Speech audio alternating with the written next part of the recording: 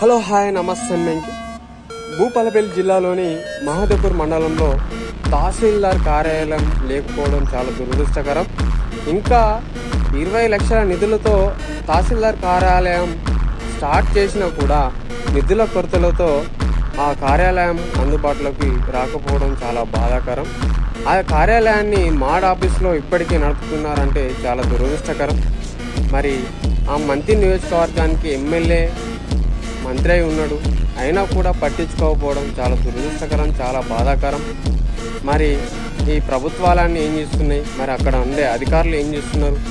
మరి ఇప్పటికైనా ఆ కార్యాలయాన్ని అందుబాటులోకి తీసుకొచ్చే విధంగా ఆడ నాయకులు కానీ అధికారులు కానీ ఉండాలని తెలియజేసుకుంటూ మేము థ్యాంక్ యూ.